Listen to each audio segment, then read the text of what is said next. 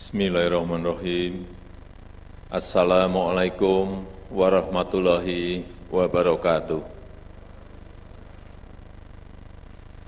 Selamat pagi, salam sejahtera bagi kita semuanya. Om Swastiastu, Namo Buddhaya, salam kebajikan. Yang saya hormati para pimpinan lembaga-lembaga tinggi negara, yang saya hormati Ketua Mahkamah Agung, Bapak Profesor Dr. Haji Muhammad Syarifuddin SH.MH, beserta para Hakim Agung dan Hakim ad hoc.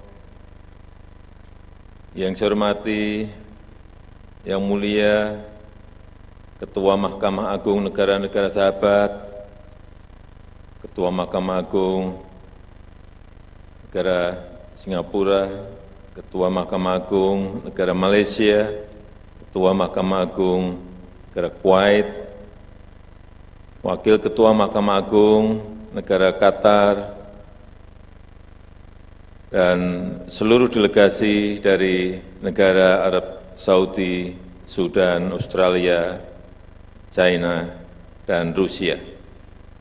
Yang saya hormati para Menteri Kabinet Indonesia Maju, Jaksa Agung, Panglima TNI dan Kapolri, yang saya hormati Yang Mulia para Duta Besar negara-negara sahabat, yang saya hormati Yang Mulia para Purna Bakti pimpinan Mahkamah Agung, Hakim Agung, Hakim tingkat banding, dan Hakim tingkat pertama di seluruh tanah air Indonesia, para rektor dan para pimpinan perguruan tinggi, Bapak Ibu hadirin dan undangan yang berbahagia.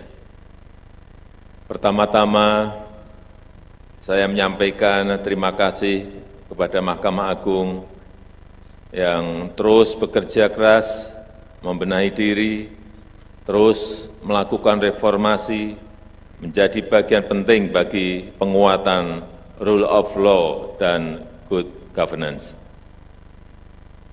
Harapan masyarakat kepada lembaga peradilan semakin tinggi. Masyarakat menuntut jaminan keadilan, masyarakat semakin kritis terhadap proses peradilan dan semakin terbuka menyampaikan penilaiannya.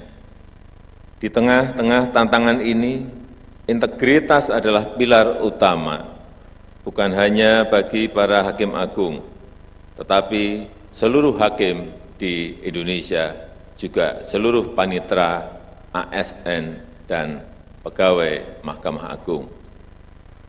Mahkamah Agung pasti akan menjadi rujukan para hakim, jadi tauladan bagi para hakim di seluruh Indonesia dan menjadi harapan keadilan bagi masyarakat.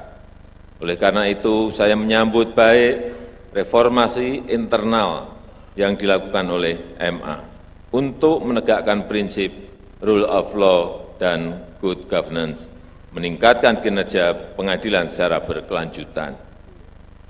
Kualitas SDM hakim adalah kunci, integritasnya, profesionalismenya, kepekaannya terhadap rasa keadilan masyarakat, kepekaannya terhadap perkembangan zaman termasuk perkembangan ilmu pengetahuan dan teknologi. Oleh karena itu, inovasi harus menjadi bagian dari reformasi, bukan hanya dengan mengadopsi teknologi baru, tetapi juga perspektif dan sensitivitas dalam menyelesaikan perkara hukum. Misalnya, penerapan sistem restoratif justice sebagai terobosan penyelesaian perkara.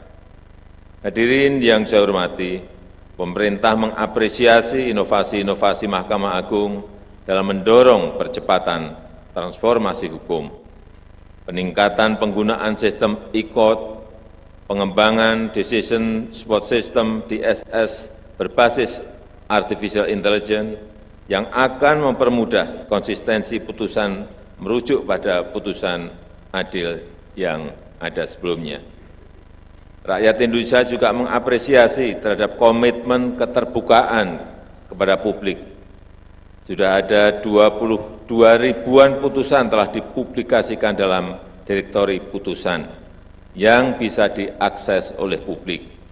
Saya memperoleh laporan di tahun 2023 Mahkamah Agung berhasil memutus hingga 99,47% perkara. Ini perkembangan yang sangat bagus. Namun demikian, bukan hanya kuantitas putusan yang penting. Yang paling utama adalah kualitas putusan, bahwa putusan pengadilan harus memberikan rasa keadilan, memberikan kepastian hukum, dan mendukung pembangunan bangsa dan negara menuju Indonesia maju. Saya sangat berharap reformasi sistem hukum ini menjadi bagian penting bagi kemajuan bangsa kita Indonesia. Sekali lagi, memberikan rasa keadilan, kepastian hukum dan good governance, menyelamatkan aset negara, meningkatkan kesejahteraan rakyat terutama lapis bawah, dan membawa Indonesia naik menjadi negara berpenghasilan tinggi. Saya rasa itu yang dapat saya sampaikan dalam kesempatan yang baik ini. Terima kasih.